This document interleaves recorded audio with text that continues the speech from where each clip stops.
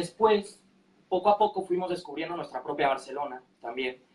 Conocemos las librerías de Pau Clarís, conocemos la Aiguafreda del Carmel, que para mí es la calle más bonita de Barcelona, tiene un puentecito ahí, queda lejísimos, pero bueno. Y esto a la vez que tomamos clases y entramos en contacto, fue muy importante entrar en contacto con escritores ya muy reconocidos, con muchas publicaciones, Vilamatas fue, Neumann, Bressan, Porta, que aún recuerdo que Sam, que está aquí, le hizo una pregunta, dijo, ¿qué nos aconsejas a nosotros, ¿no? A los jóvenes escritores? No tenemos ningún libro publicado, algunos ya tenían algunos libros publicados, eran muy, muy buenos, y yo no me acuerdo que le contestó a Sam y a todos nosotros que quién era escritor, ¿no? Que escritor es el que escribe, el que se enfrenta al papel, y cualquiera de nosotros que estábamos ahí viéndolo era tan escritor como él, que tiene miles de libros publicados. Y sobre todo nos dijo algo que se me quedó muy grabado, que los nervios y el miedo ante el papel es algo que afortunadamente nunca se pierde y que solamente vale la pena hacer en la vida las cosas que te ponen nervioso. Y entonces ahí fue como identificar esos nervios al momento de empezar a escribir nuestros proyectos y saber que se estaba trabajando bien, si te ponía nervioso, con ganas de terminar bien el cuento, o la novela, o el ensayo, lo que estuviera escribiendo. Fue algo genial ese consejo, que el nervio que muchas veces te puede parar en seco, para nosotros se convirtió en algo para explotar, para llevarlo a cabo al papel.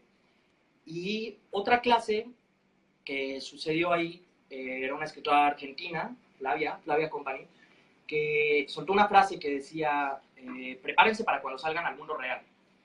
Y esa frasecita yo la había escuchado desde el jardín de niños hasta, bueno, el máster que estaba tomando, de ambos lados del Atlántico, en México y acá, ¿no?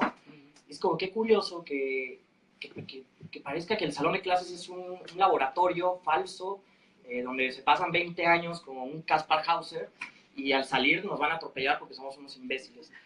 Y me acuerdo que volteé a ver a todos, yo me sentaba hasta atrás, y para ese momento ya nos habíamos convertido en una familia ahí todos, o sea, estaban los que no se sentaban juntos porque se odiaban, estaban los que ya tenían relaciones sentimentales, los que eran muy amigos, el grupo de ismos, que le reclamaban a un profesor porque ponía muchos hombres, por ejemplo, en su plan de estudios. Había toda una sociedad, un microcosmos ahí. Ismos e ismos.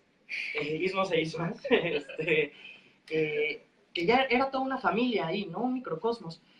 Y justo eso fue que lo aproveché para pensar que, bueno, yo llevaba 26 años, 27 en un salón de clases y era que toda mi vida era falsa. Ok, pero gracias a los salones de clases había tenido amigos, novias, todas las relaciones sociales las había aprendido en los salones de clases. Entonces eso fue aprovechado un poco para escribir Vidrios en el Parque. Les voy a hablar un poco de qué trata el libro.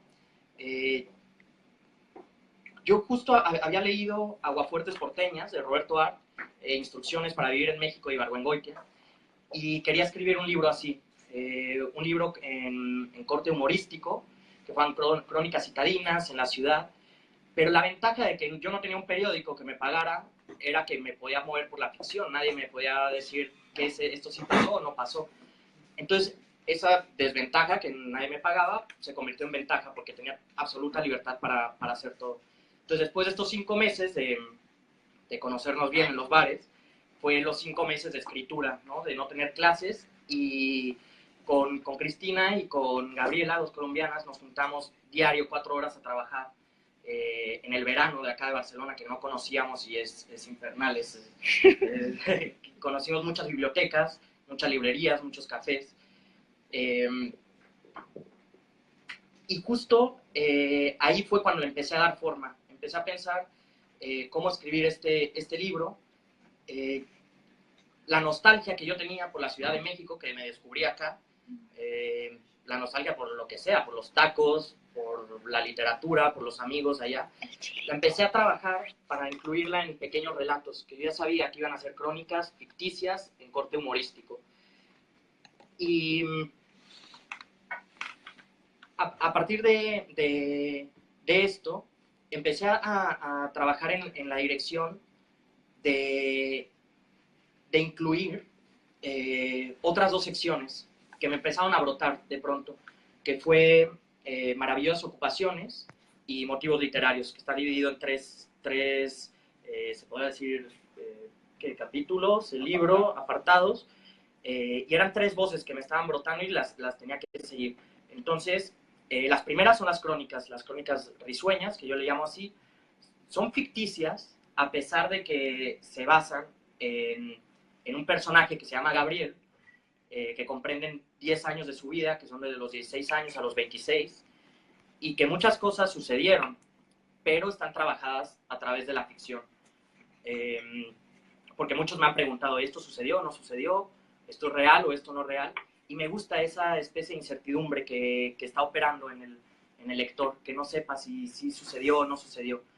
Digo, los que se vean acá, los morelianos, que de donde soy, que se vean acá van a saber de quién hablo, a pesar de que le he cambiado el nombre, pero está bueno meter un océano Atlántico, ¿no?, en medio de eso, porque ya no son puñetazos, son correos electrónicos. Y bueno, esto también es para introducirme en una tradición literaria mexicana, que es muy breve, que los mexicanos tenemos la fama de risueños y que nos reímos de la tragedia, incluso nos reímos de la muerte, ¿no?, con el 2 de noviembre. Y había un escritor, Ignacio Padilla, que en paz descanse, que nos decía, no, a ver, cuidado con esto. Nos reímos no porque nos burlemos de la muerte, y quizás es porque tenemos mucho miedo de la muerte. Entonces la risa mexicana hay que tenerla con cuidado ahí. Y es curioso que la gente en general sea tan risueña en México, pero la literatura mexicana sea muy solemne. O sea, está Carlos Fuentes, Paz, Reyes, Rulfo, grandes nombres. Y del otro lado está Ibargüengoitia, Monsiváis, o Juan Pablo Villalobos, Daniel Sada. Son apenas unos pocos. Entonces yo quería trabajar en esa línea, me parecía importante y me sentía cómodo trabajando ahí. Entonces, estas son las crónicas risueñas de la primera parte del libro, que está intercalado todo, pero la primera parte es ahí. La aparición, por ejemplo, de amigos y todo, y de exnovias, me sirvieron simplemente para identificar en una cronología al personaje, para saber qué sucedió antes o qué sucedió después. O sea, ahí las utilicé un poquito, pero bueno, por ahí se van a identificar qué fue lo que sucedió antes, qué fue lo que sucedió después, para situar al lector. La segunda son Maravillosas Ocupaciones, que se lo saco del cuento de Cortázar con un homenaje, pero es un escritor que me gusta muchísimo. Y son textos más líricos, de personajes que están haciendo cosas extrañas por la ciudad, ya sea en Ciudad de México, en Barcelona, en París o en La Habana, que se mueve también un poco el libro ahí en ciertos viajes. La tercera son Motivos Literarios, que reflexiona un poco sobre la literatura, pero no la literatura académica, sino la literatura entendida en la cotidianidad, leer el aire. Entonces, de refilón hay nombramientos de escritores o de obras que sirven para ver la realidad un poco de otro modo. Y también porque es una apología de todos nosotros que nos dedicamos a la literatura, de 2 preguntas que siempre nos hacen, que es, ¿cuál es tu libro favorito?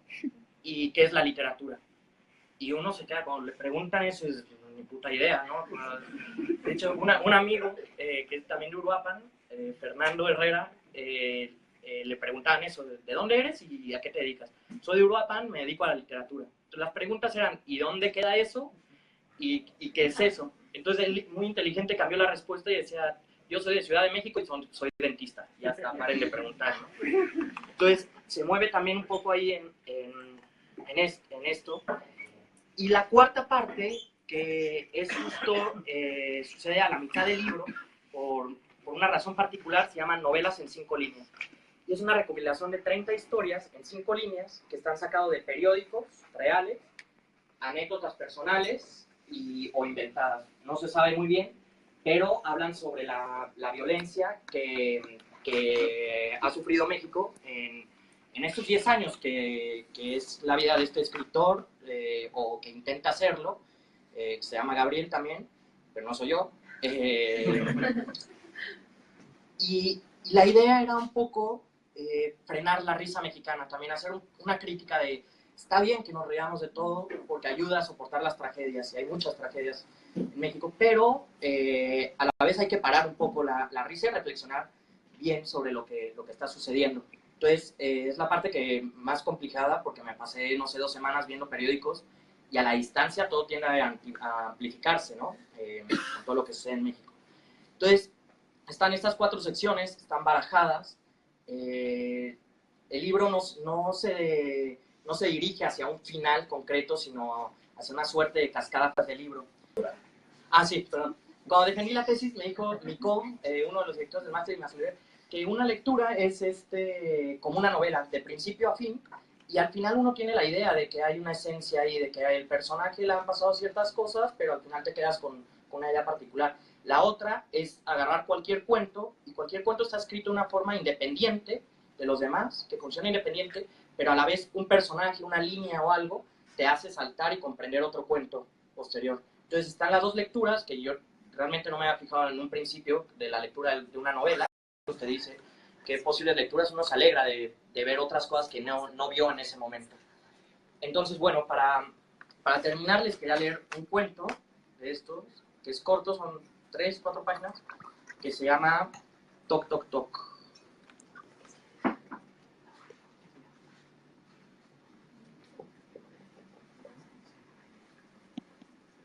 Pero me aseguro de tocar la manija. 1, 2, 3, 4, 5. Y el mundo parece reorganizarse en mi mente. Se traza la geografía, el horario, un fingimiento. La puerta del elevador se abre.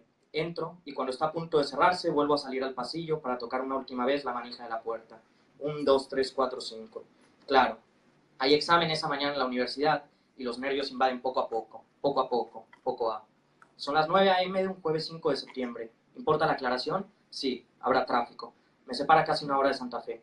En el coche, mejor no tomar Constituyente sino Vasco de Quiroga. Es más fea, más insegura. Un recuerdo fugaz del asalto a un amigo se esboza en mi mente y desaparece, pero más rápida. Pienso en las 70 veces 7 horas que me separan de una exposición final sobre Baudelaire. He leído el Spleen, Las flores del mal, puedo recitar de memoria el Albatros, El juguete del pobre, y aquí doblar a la derecha. Si paso esta salida, se suman 15 minutos más de trayecto. ¿Qué decía? Clic sobre el botón del radio, apagarlo, se dice la radio, volver a encenderlo. Pequeños rituales que no sirven de nada más que para alinear los planetas, apaciguar los nervios que se apoderan de mi mente y me impiden concentrarme en el poeta maldito. Esto no es un poema para ser leído en el tranvía, sino un trastorno para ser recitado en el coche. Un enjambre de pensamientos oscuros corretean sobre mi cuerpo, relámpagos negros, un zigzag enajenado. Los brazos y las piernas cosquillean hasta que 1, 2, 3, 4, 5 sobre el volante, y restar los números de las placas de los coches hasta encontrar un resultado par, porque el impar tiende a desarreglar el cosmos, y pisar el acelerador, cambiar la marcha, freno, direccional, acelerador de nuevo, freno y esperar el semáforo, un cigarrillo, otro más, y de nuevo arrancar. Ya decía el psiquiatra, trastorno obsesivo compulsivo. Así, con un guión intermedio para ser más profesional. Y luego agregaba, una dosis de Paxil por las mañanas aleja los síntomas. Habrá cambios de humor, habrá efectos secundarios. Incluye espejos cada anochecer donde no te reconozcas. 500 pesos cada sesión. 1000 la cajita de pastillas que vendía él mismo porque la farmacia de la esquina era pirata. Y no queremos que existan consecuencias fatales.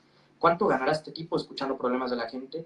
Si tan solo hubiera sabido que esa ansiedad se debía a mi primer amor.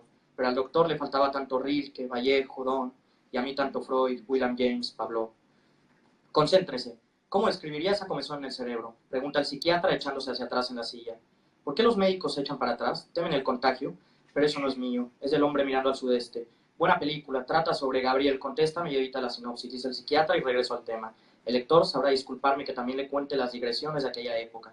O como decía Ignacio Padilla, en la digresión está la diversión, pero acá son parte del problema. Y a final de cuentas, el reloj seguía marchando en medio de diplomas y títulos que avalaban al psiquiatra como psiquiatra. Entonces respondía, la comezón es similar al efecto que tiene un teléfono que suena y suena y suena, y alguien del otro lado, sentado en un sillón, se niega a contestar. O la ansiedad de un texto lleno de puntos suspensivos que hormiguean la lectura. O aún mejor, la inquietud que provoca un paréntesis mal cerrado al salir de la habitación. Pase y sienta. T-O-C. Trazó lentamente el psiquiatra sobre la receta. A mí me sonaba un dios fenicio, encarnado en las entrañas de Moloch. Tranquilícese, Gabriel. 2 de cada 100 personas lo padecen. ¿No quería ser especial? Desde luego, pero no en esto precisamente. White tenía razón. En este mundo solo hay 2 tragedias. Una es no conseguir lo que deseas y la otra conseguirlo. Siempre hay un precio. Pero el semáforo de nuevo en verde. Un autobús cerró el paso a los transeúntes. La ventada de madre. La universidad de lontananza. Alguien pita, otro más. Los perros callejeros cambian de acera. De pronto, la señora de los tamales se convierte en la bruja de las tetas magulladas. Los niños se sueltan de las manos de sus padres para jugar con una rata viva, y una viejecita arrugada sonríe sin dientes a un bebé que estalla en sollozos. Es el spleen que se proyectan los latidos de la Ciudad de México a las 9:15 de la mañana con 34, 35, 36 segundos. En aquel momento no lo comprendí, pero ahora que lo pensaba, quizá el nombre encerraba el secreto de las pequeñas ceremonias de toc-ar puertas, toc-ar sus manijas, mesas, para celebrar un silencioso ritual, una reverencia onomatopeica hacia aquel dios feliz. Pero qué pérdida de tiempo, ¿no?, reclama alguien al fondo del texto. Claro, contesto, pero es más rápido que una misa. ¿Cuántas horas has perdido en las butacas de los templos? Silencio en el fondo del texto. 1, 2, 3, 4, 5. Y el inexistente Dios parece saciar su sed dentro de mí mismo. Esta manía de organizar lo abstracto utilizando medios materiales parece moderna, pero los obsesivos compulsivos existimos desde siempre. Los psiquiatras no. Ahí tienen a Gregorio XIII organizando el tiempo y además bautizándolo con su nombre, maldito soberbio. ¿Que quiere organizar el tiempo en qué?, le hubiera sentenciado un psiquiatra al Papa Gregorio. No. Mire, tómese este brebaje por las mañanas y acuéstese temprano. También le recomiendo que abandone su amistad con ese tal Clavio y Galileo. No le traerá nada bueno. Y una inocente receta medieval hubiera privado a la humanidad de primaveras y otoños memorables. O pensemos en Breguet, que condenó a la humanidad a cargar las horas en la muñeca, y encima nos las vendió como objetos refinados. Pero ya llego a Santa Fe, cierro 5 veces la puerta del coche, busco el salón de clases en medio de pasillos y cigarrillos y demás cacofonías del pensamiento. Mientras conecto los cables para proyectar la exposición, explico que vengo con nervios, que tocar 5 veces las cosas inanimadas requiere tiempo, de ahí la tardanza. Entonces las sonrisas, los murmullos, de pronto hay interés en las matemáticas en una clase de literatura. ¿Cómo explicar a las niñas de la Ibero, las que se sientan en sus pupitres como si fueran retretes, que esta enfermedad, por llamarla de algún modo cordial, yo le diría una mierda, error del demiurgo, es la que me permite escribir? Que Kant pisaba la rayita 3 veces a priori de componer la crítica de la razón pura, que Dickens repetía la misma rutina día tras día durante sus grandes esperanzas, que T.S. Eliot no retomaba la tierra baldía sino hasta recibir la aprobación telegráfica de Rapin. Si no fuera por la obsesividad compulsiva, que viene del latín obsessivus compulsivus, es decir, una putada moderna, no tendríamos grandes ni pequeñas obras. Pero no hay modo, les ha causado gracia. Ya conecto los cables, el proyector se enciende.